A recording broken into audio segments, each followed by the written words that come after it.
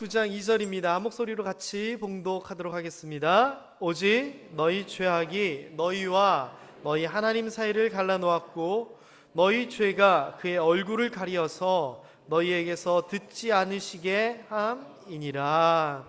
아멘. 최근 저희 교회 새로 등록하시는 분들이 좀 많으십니다. 그래서 오늘은 아주 기독교의 교회의 기본적인 내용, 그렇지만 우리 성도님들이 잘못하면 자칫 잊고 살 수 있는 내용으로서 말씀을 전하려고 합니다.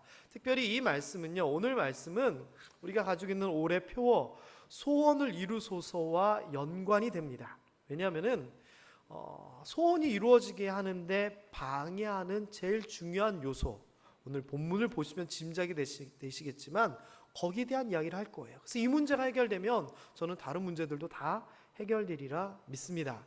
자, 누군지 아십니까? 넷 중에 제가 있습니다. 어디에 있을까요? 여기 있잖아요. 여기. 안 믿으시는데. 자, 이거는 예전에 굉장히 오래전에 나왔던 영화 친구라고 하는 영화의 포스터입니다. 자, 이 사람들은요, 부산을 배경으로 해서 나중에 이 두 사람이 건달이 됩니다. 건달이 돼가지고 제대로 건달이 돼서 서로 싸우게 되고, 그래서 비극적으로 끝나는 그런 내용이 담겨 있는데요, 굉장히 인기를 많이 끌었어요. 아마 여기서도 보신 분들 많으시리라 생각합니다. 이 배경이요, 부산이었고요. 특별히 부산고등학교가 실제적인 배경입니다.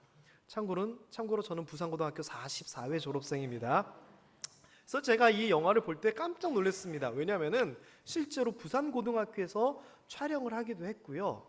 이 주인공들이 막 담배 피던 그 화장실에, 저는 담배를 안 피웠지만 그 화장실에서 제가 많은 일들을 했죠. 큰 일, 작은 일.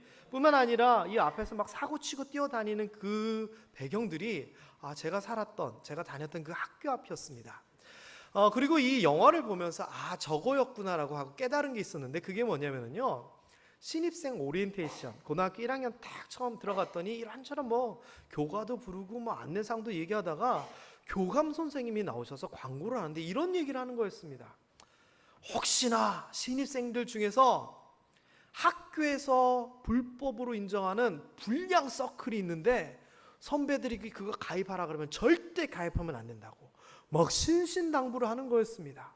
알고 보니 이 사람들이 몸담았던 그거와 연관이 있는 실제적인 그런 모임이더라고요. 저희 때는 사실 그런 게 있었는지 잘 모르겠는데 이름은 선배들로부터 저희가 들어서 알아요. 서클이 2개 있었어요. 하나는 모닥불, 하나는 목마. 어쨌거나 이분들이 실제적으로는 그 배경에 있다라고 생각합니다. 자, 그런데 이 두 사람이요, 친한 친구였습니다. 아주 친한 친구였는데 이 사람은 아버지가 조직, 깡패 두목이었어요. 그래서 처음에는 같이 어울리다가 나중에는요, 다른 조직이 됩니다. 그래서 유호성하고 이 장동건이 다른 조직에 있게 되다가 서로 막 싸우고 막 그러다가 결국 이 장동건이 유호성이 보낸 사람에 의해서 죽게 됩니다. 그때 나왔던 유명한 대사 있잖아요. 누군가가 와가지고 장동건을 이렇게 딱 칼로 찌르니까 이러죠. 말이 묻다이가. 이런 대사들이 있었어요. 보신 분들은 이해가 되실 거예요. 자, 그런데요, 고등학교 때 죽자 사자 친했던 이 친구들이 왜 갈림길을 가게 되었을까요? 서로 비극적으로 죽고 죽이는 일이 생겼을까요? 영화 보신 분들 혹시 왜 그런지 아세요? 2가지 이유가 있습니다. 첫 번째는요, 무슨 일이 있었을 때 이 유호성이 대장이었습니다. 근데 이 장동건이 그게 싫었던 거예요. 그래서 나중에 이런저런 대사 나오면서 이 유호성이 뭐라고 하니까 장동건이 한마디 합니다. 그게 또 유명한 대사입니다. 내가 네 시다바리가. 그래서 이 장동건이 유호성이 다 주도하는 거, 이거에 대해서 좀 반감이 있었어요. 그리고요, 실제로 이 친했던 사람이 이 장동건이 유호성에 대해서 반감을 가졌던 진짜 이유가 있습니다. 영화 보신 분들 그 진짜 이유가 뭔지 아세요? 그 진짜 이유는 바로 이 여자 때문이었습니다. 이 여자는요, 근처 여자 고등학교에 레인보우라고 하는 그 보컬팀의 노래 부르는 그 여자였어요. 근데 장동건이 이 여자를 처음 보고 이런 거예요. 그런데 알고 보니 이 여자는 유호성의 애인이에요. 그리고 나중에 그 유호성과 결혼을 해요. 그러면서 자기가 마음에 드는 여자가 자기 친구의 애인이고 그 사이에 어떻게 할 수 없는 이 이상한 삼각관계가 우정을 깨트립니다. 그래서요, 두 남자 사이에 이 진숙이라고 하는 극중 여인이 가로막아서 사이를 벌려 놓습니다. 제 내용이 궁금하신 분 한번 찾아서 영화 한번 보세요. 자, 제가 자료는 찾지 않았는데요, 또 비슷한 얘기가 하나 있습니다. 얼마 전에 정말 선풍적으로 끝났던 응답하라 1988이라고 하는 그 드라마가 있습니다. 거기는 어릴 때부터 같이 자란 여자아이 한 명과 그 주변에 있는 남자 몇 명이 서로 커나가는 과정이 있는데요, 거기에 이제 나오는 여자 주인공이 덕선이라고 하는 여자예요. 그런데 이 아이들이 어릴 때부터 자랄 때는 몰랐는데 나중에 크니까 서로 감정이 생기는 거예요. 그러다가 나중에는 크게 두 남자로 갈라집니다.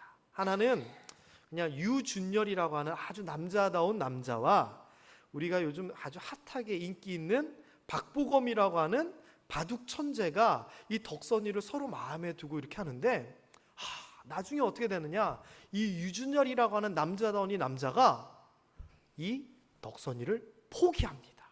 그래서 이 관계가 깨어지지 아니하고 사랑보다는 우정을 선택한 이 유준열 때문에 아주 이야기가 해피엔딩으로 잘 끝납니다. 여러분, 두 영화와 드라마 이야기를 해드렸는데요, 남자 사이에는 그런 게 있나 봅니다. 여자 사이에도 분명히 있죠. 자, 그런데 우리 둘 사이를 가로막는 그 어떤 존재가 나왔을 때 어떻게 해야 되느냐? 갈라서서 그냥 이 가로막는 존재 때문에 갈라서느냐, 아니면 가로막는 이 존재를 해결하고 원래의 관계를 회복하느냐, 정말 고민이 아닐 수 없을 겁니다. 제가 지금 보니까 여기서 한 7명 정도는 그래, 옛날에 내가 누구누구 때문에 누구누구와 헤어졌지 아마 생각하고 계시는 것 같은데 너무 심각하게 표정 지으시면 티납니다. 자, 그런데 하나님과의 관계도 이런 게 있다라고 하는 겁니다. 그게 바로 친구와 관계로 생각해 보면 됩니다. 읽어볼까요? 시작. 이제부터는 너희를 종이라 하지 아니하리니 종은 주인이 하는 것을 알지 못함이라 너희를 친구라 하였노니. 네, 이게 누가 하는 얘기냐면은 예수님이 하시는 얘기예요. 너희가 죄 가운데 있을 때는 종이었기 때문에 우리가 아는 거 알 필요 없었다. 그런데 이제는 너희가 나랑 친구다, 다 알아도 된다 하면서 사람을 예수님께서 친구다라고 표현을 합니다. 자, 그러면 우리 사이가 좋은 사이예요, 나쁜 사이예요? 예수님과 우리는 좋은 사이인 거예요. 친구 사이인 거예요. 뿐만 아니라 하나님께서도 우리 인간들을 향해서 어떤 표현을 쓰셨냐면, 읽어봅니다. 여호와의 친밀하심이 그를 경외하는 자들에게 있으며 그의 언약을 그들에게 보이시리라. 하나님을 믿고 따르고 하나님을 예배하는 그 사람에게는 하나님이 친밀하다라고 얘기를 합니다. 역시 이것도 친구와 동일한 개념입니다. 여러분, 누구와 친구다, 이거 굉장히 중요하잖아요. 제가 어디 가가지고 우리 모함교회 자랑을 할 때 이런 얘기로 자랑합니다. 아우, 모함교회 시장님이 우리 장로님도 친구야. 시장님이 제 친구는 아니어도 제가 아는 장로님의 친구라는 하나만으로도 기분이 좋고 으쓱해요. 그런데 하나님이, 예수님이 나의 친구이고 친밀한 관계라는 건 어마어마한 배경이 아닐 수가 없습니다. 자, 그런데 이렇게 좋은 사이면은 문제가 없는데, 이 하나님과 인간, 예수님과 인간 사이에 무언가가 끼어서 가로막고 이 사이를 벌려놨다라고 하는 겁니다. 그게 바로 오늘 본문의 말씀이었죠. 성경에서는 얼마나 답답하게 얘기하냐면요, 야, 친구 사이면은 하나님이 우리랑 그렇게 친하면은 우리의 얘기도 좀 들어주고 우리가 어려울 때 도와주고 이래야 되는데, 현실은 아니라는 겁니다. 그래서 뭐라고 한탄하냐면은, 왜 하나님이 우리를 도와주지 않지? 구원하지 않지? 하나님이 손이 짧아서 그런 건가? 아니잖아. 왜 우리의 이야기를 들어주시지 않으시지? 하나님이 귀가 둔해서 그런 건가? 아니잖아. 그럼 도대체 뭐야? 왜 우리를 도와주지도 않고 우리가 기도하면 들어주시지도 않는 거지? 하나님께서 우리 원래 도와주신다고 하셨고 기도도 들어주신다고 하셨는데 이거 도대체 뭐야? 라고 한탄하는 것이 이사야서 59장 1절입니다. 그리고서는 그 이유를 이렇게 얘기하죠. 오직 다른 이유가 아니라 하나님과 우리 사이가 문제가 생긴 것은 뭐가? 죄악이 너희와 너희 하나님 사이를 갈라놓았기 때문이다. 죄가 그 얼굴을 가리어서 막아버려서 쳐다보지도 못하고 듣지도 못하게 하고 있기 때문이다 라고 하면서 하나님과 우리 사이의 그 친밀한 사이를 죄가 갈라놓았다라고 얘기를 하는 겁니다. 죄 때문에 하나님께서 우리를 도와주시려고 해도 막혀있고, 죄 때문에 우리가 부르짖어도 하나님이 듣지 못하신다라고 얘기를 하는 겁니다. 물론 죄가 힘이 있어서 그런 것이 아니라 하나님께서 그런 죄인인 우리를 그렇게 하시기로 마음 먹고 하나님의 공의로움이 그거이기 때문이지만 이 이사야서에서는 그 모든 원인이 죄다라고 지금 직시하고 있는 겁니다. 여러분, 로마서 3장 23절에도요 모든 사람이 죄를 범하여서 하나님의 영광에 이르지 못한다, 죄 때문에 하나님과 함께하지 못하고, 공동번역에 보면 하나님의 영광스러운 형상을 잃어버렸다라고 얘기를 합니다. 그러니까 문제가 뭐예요? 하나님과 우리 사이의 가장 큰 문제는 인간의 죄다라고 하는 겁니다. 여러분, 너무나 잘 아시는 말씀이지만 이게 우리 삶에 있어서 구원, 도우심, 응답, 형통, 이 모든 것에 대한 가장 확실한 해답이 됩니다. 왜? 이것 때문에 안 되는 거라는 거죠. 미가서에서 보면은요 더 무서운 말씀을 합니다. 그러므로 나도 너를 쳐서 병들게 하였다. 내 죄로 말미암아 너를 황폐하게 하였다. 죄 때문에 하나님과의 관계가 단절돼 버리니까 질병도 오게 되고요, 또 하나님께서 직접 쳐서 황폐하게 만들어 버린다라고 얘기합니다. 아니, 하나님과 우리가 친밀한 사이였는데 이제는 대적이 돼 버리고 서로 미워하는 사이가 돼 버린 거죠. 그래서 성경에서는 뭐라고 얘기하냐면은 그런 관계에 대하여서 하나님과 우리가 원수 되었을 때라고 얘기합니다. 친구의 사이가 아니라, 사랑하는 사이가 아니라 원수 관계가 되어버렸다라고 얘기를 하는 거죠. 그래서 인간이요 죄를 짓고 나서 어떻게 바뀌게 됐냐면은 에덴 동산에서 하나님과 함께 거닐면서 그렇게 살았던 아담과 하와가 선악과를 먹지 말라고 하시는 하나님의 명령에 불순종하여 선악과를 먹음으로 말미암아 죄를 짓게 됐고, 죄를 짓고 나서 인간의 반응이 뭐냐? 거리가 생기는 겁니다. 그리하여 하나님이 에덴 동산에 나타나니까 아담아 부르니까 그 소리를 듣고 아담과 하와가 피하고 숨습니다. 거리가 생긴 겁니다. 여러분, 개 키우시는 분들은요 개가 눈치 보는 거 아세요 혹시? 개가요 자기가 기분 좋을 때는 막 달려서 그런데요 어쩌다가 주인이 기분 나쁘고 또는 지가 무슨 잘못한 걸 개도 압니다. 그런 얘기 제가 이번에도 한번 했는데, 개가 10살이 넘어가면 거울을 보여주면 안 돼요. 개가 10살이 넘어가면 거울을 보여주면 무슨 현상이 일어나는 줄 아십니까? 개가 깜짝 놀란대요. 자기가 사람인 줄 알았는데 개여가지고 거울을 보니까. 개들도 다 알아요. 그런데 이건 아니다 싶고 분위기 딱 보면은 진짜 옆을 보면서 눈치를 샤샤 보면서 피합니다. 이런 것처럼 아담과 하와가 관계가 좋았을 때는 하나님이 부르면 하나님 이랬을 텐데 죄 때문에 문제가 생기니까 피하고 숨습니다. 혹시 2015년도, 물론 그 이후에 오신 분들은 모르시겠지만 하나님의 형상과 관련된 제가 시리즈로 설교를 했던 부분이 있는데 이 설교가 혹시 기억나시는지 모르겠습니다. 간단하게 요약을 하자면 아담과 하와가 그렇게 범죄함을 통하여 하나님의 형상, 이마고 데이라고 하는 하나님의 형상, 아까 하나님의 영광이라고도 표현됐는데 그 거룩함, 깨끗함, 순결함 그걸 모두 다 잃어버립니다. 그래서 하나님께서 인간에게 주셨던 그 좋은 것들이 훼손되어 버립니다.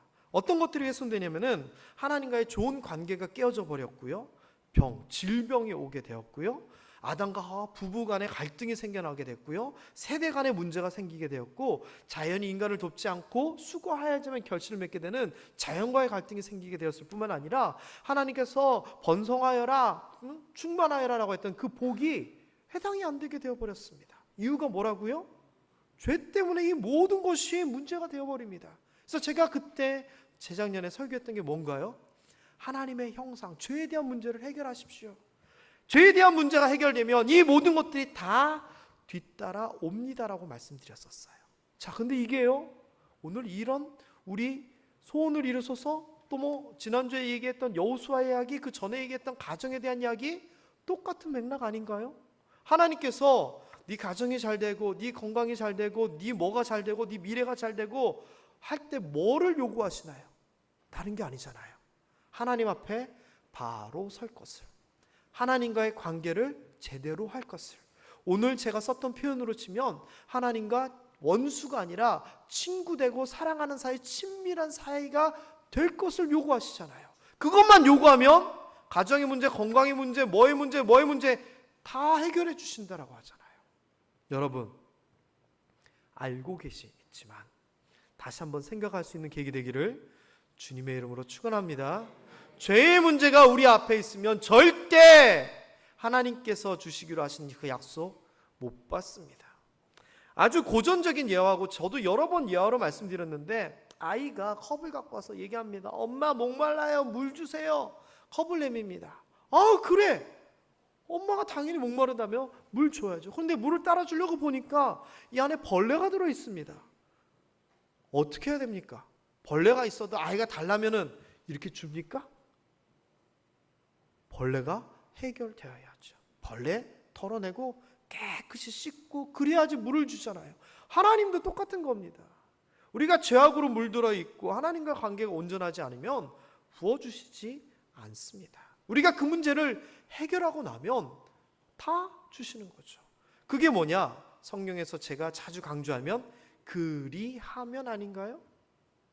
하나님을 사랑하라, 하나님의 뜻대로 살아라, 그 계명을 지켜라. 표현은 틀리지만 똑같은 얘기 아닌가요? 죄 문제 해결하고 하나님과 관계를 똑바로 하여라. 저는 우리 모든 모함의 성도님들이 죄에 대한 문제 해결하고 하나님과 우리 사이에 있는 가로막는 것들 다 치워버리고 하나님과 직접적으로 연결되고 소통되어서 하나님의 귀한 은혜 온전히 누리실 수 있게 되기를 주님의 이름으로 축원합니다. 하나님과 우리 사이를 가로막고 있는 죄의 문제 걷어차 버려야 됩니다. 해결해야 됩니다. 만일 우리가 하나님과 사귐이 있다고 어둠에 행하면 거짓말하고 진리를 행하지 아니합니다. 지난 주 중에 요한 1서 보면서 나왔던 표현들이잖아요. 우리가 하나님 믿는다고, 하나님과 관계 있다라고 하면서도, 하나님과 사귐이 있다 하면서도 어둠에 행하면, 죄 가운데 행하면 이거 아니다라고 하는 겁니다. 사귐이 단절되는 거고요, 친밀하게 되는 게 아닙니다. 막혀 있는 겁니다. 어떻게 됩니까? 죄 문제 해결하려면 어떻게 됩니까? 성경에서는 아주 간단하게 얘기합니다. 우리가 우리 죄를 자백하면, 회개하면, 고하면 그는 미쁘시고 의로우사 우리 죄를 사하시고 우리를 깨끗하게 해주신다고 합니다. 우리가 죄에 대한 문제를 해결하기 위해서는요, 헌금을 갖다 바치고 매일매일 봉사하고 이게 아닙니다. 뭐냐? 아이고 그래요 하나님, 제가 죄를 참 많이 지었네요. 저는 죄인입니다라고 하나님 앞에 내가 죄인임을 인정하는 겁니다. 여기 계신 모든 분들은 나는 죄 없어, 나는 혼자 할 수 있어, 이런 게 아니라 나는 죄인입니다라고 하는 항상 빚진 마음으로 하나님 앞에 서실 수 있게 되기를 주님의 이름으로 축원합니다. 그리고서는요, 기도하는 겁니다. 자, 그런데 너는 너의 이 악함을 회개하고 기도하라. 그러면 너의 마음속에 품은 악한 것들을 사하여 주실 것이다. 이거 혹은 그리하면이라고 하는 의미입니다. 번역이 좀 애매한데요. 자, 그런데 주께라고 하는 표현이 중요합니다. 그냥 하나님한테 하나님 용서해 주세요 뭐 이럴 수도 있겠지만, 좀 더 명확하게 얘기하면 주께, 주인 얘기합니다. 예수님께 기도하라라고 얘기합니다. 왜 예수님께 기도하느냐? 하나님께서 죄에 대한 책임을 물으시는데 예수님이 그 책임을 대신 지고 십자가에 못 박히셨기 때문에 우리의 죄에 대한 문제를 해결해 주신 분이 예수님이기 때문에 예수님께 기도하라라고 얘기하는 겁니다. 예수님 때문에 그렇게 됐다고 인정하라라고 하는 겁니다. 그가 구세주라고 고백하라고 하는 거죠. 우리가요, 교회 생활을 하는 거, 뭘 믿는다라고 하잖아요. 이 믿는다라고 하는 것은요, 이거를 정확하게 하면 기독교의 교리 끝나는 겁니다. 사실 예수님을 믿는다는 겁니다. 근데 예수님이 하나님의 아들이라며? 맞아요. 그렇지만 하나님임을 믿는 겁니다. 예수님이. 그리고 이 예수님이 나의 죄를 대신해서 짐을 대신 지고 이 십자가에 못 박혀서 죽어서 내 죄값을 치러주셨다라고 하는 것을 믿는 겁니다. 그리고 죽음뿐만 아니라 다시 부활하셔서 살아나셨다는 것을 믿는 거고요. 거기에 그치는 것이 아니라 나도 예수님이 그렇게 하신 것처럼 죽음의 문제를 이겨내고 영생할 것, 하늘나라에서 살 것을 믿는 겁니다. 이게 기독교 교회의 가장 핵심적인 교리 캐리그마입니다. 사랑하는 성도 여러분, 이 이야기는요, 결국 죄에 대한 문제가 어떻게 해결되느냐에 대한 이야기입니다. 하나님께서는요, 죄 때문에 가로막혀져 있는 것을 해결하기 위하여 예수님 보고 대신 치우라 그런 거고요. 우리는 그런 예수님을 뒤따라서 믿는 것이지요. 어떻게 믿을 수 있습니까? 예수 그거 어떻게 믿어? 못 봤는데. 성경을 통해서 믿을 수 있습니다. 성경 이거 어떻게 믿어? 사람들이 지어낸 책 아니야? 아니잖아요. 제가 여기에 대해서도 한번 굉장히 상세하게 풀어서 설명해 드렸죠. 성경은 교회의 책이지만 교회 밖에, 기독교 밖에도 이 성경의 내용들이 기록되어 있습니다. 특별히 예수님 시대에 자료만 해도 2만 건 이상이 남아 있습니다. 다시 얘기하면 성경은 그냥 누군가가 지어낸 것이 아니라 역사적으로, 고고학적으로, 시대적으로 검증되어 있는 책이다라고 하는 거고, 특별히 내용이 뭐냐? 예수 그리스도를 직접 본 사람들이 신약 성경을 쓴 거라는 겁니다. 그리고 그 신약 성경을 쓴 것이 2000년 전에 쓰여졌고 2000년 전에 성경 외에도 똑같은 내용들이 무수히 많이 있다라는 거죠. 그러니까 성경이 거짓된 책이 아니라 검증된 책이라는 겁니다. 그 성경에서 예수 그리스도께서 이런 일을 했다라고 하는 것이고, 만일 그게 거짓이라면 그 당시에도 그 성경은 받아들여지지 않았을 겁니다. 이거를 떠나서요, 이렇습니다. 교회를 다니다 보면은요, 나도 모르게 믿어지게 됩니다. 이거를 뭐라고 교회에서는 얘기하냐면은 하나님께서, 성령님께서 이끄시고 인도하시고 믿게 하셨다라고 하는 겁니다. 그리고요, 가장 이 모든 것들의 첫 출발은 뭔 줄 아십니까? 그래, 믿어야지, 믿어볼까라고 하는 나의 결단입니다. 교회 오신 지 얼마 안 되신 분들, 잘 모르시는 분들도요, 막 이걸 다 외우고 그럴 필요 없습니다. 한 가지만 생각하면 됩니다. 그래, 나도 하나님 믿어야지. 이 마음을 먹고 마음을 열기 시작하면 성령님께서 이끄시고 교회를 통하여서, 성경을 통하여 명확하게 알게 되는 거죠. 그러면 죄의 문제는 해결되는 겁니다.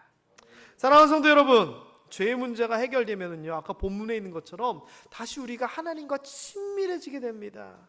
하나님 앞에 하나님 얘기하면 들어주시는 겁니다. 도와주세요 하면 구원해 주시는 겁니다. 하나님께서 그걸 오늘 이야기하셨던 거죠.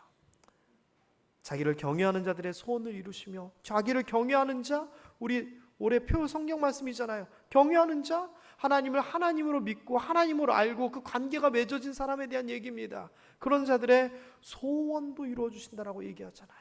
그럴 가림막이 없고 갈라놓은 게 없으면, 부르짖으면 들어주신다라고 얘기하시잖아요. 이것을 명확히 알고 여러분 삶 가운데서 이대로 살아갈 수 있게 되기를 주님의 이름으로 축원합니다. 또 건강에 대한 문제, 질병에 대한 문제도 마찬가지입니다. 같은 맥락으로 보면은요, 시편에 보면 이런 표현이 나와요. 주는 나를 용서하사 나를 용서하여 주시옵소서. 그렇게 하면 내가 죽기 전에 나의 건강을 회복시켜 주실 거니까 그렇게 하여 주시옵소서라고 얘기합니다. 건강에 대한 질병의 문제도요, 제가 3가지로 말씀드렸죠. 죄 때문에 생기는 병, 두 번째 하나님의 영광을 위하여 하나님께서 잠시 주셔가지고 이기게 하시는 병, 세 번째는 너는 그 정도는 짊어지고 가라라고 하면서 우리에게 말씀하시는 그런 병들이 있다 그랬어요. 특별히 이 첫 번째 죄 때문에 생기는 병은 우리의 회개를 통하여 즉각적으로 회복되고 치유될 수 있습니다. 여러분, 기독교는 신유의 종교입니다. 질병이 낫는 거 기독교에서는 당연하다라고 생각합니다. 이 두 가지 경우 의사 선생님들이 이해하지 못하는 방법으로 또는 하나님께서 의술을 사용하셔서도 분명히 명확하게 보여주십니다. 우리 교회 내에서도 병원, 의학이 아니라 하나님의 능력으로 질병이 고쳐지는 거 많이 경험하고 이야기 들으셨잖아요. 자, 그런데 그거 역시도 죄에 대한 해결, 가로막고 있는 것을 치워놔야지 된다라고 하는 겁니다. 여러분, 여러분의 어떤 문제이든지 내가 혹시 죄 때문에 더럽혀져서 그런 거 아닐까? 내가 부족해서 하나님이 잠시 막아놓으시는 거 아닐까? 이렇게 생각해 보셨으면 좋겠고요. 그런 것들 통하여 자기 자신을 한번 돌아보고 혹시나 그런 것들이 기억나거든 하나님 앞에 회개하고 죄에 대한 문제, 하나님과 우리 사이를 가로막고 있는 그 모든 것들을 치울 수 있게 되기를 주님의 이름으로 축원합니다. 이 시간은 잠시 기도했으면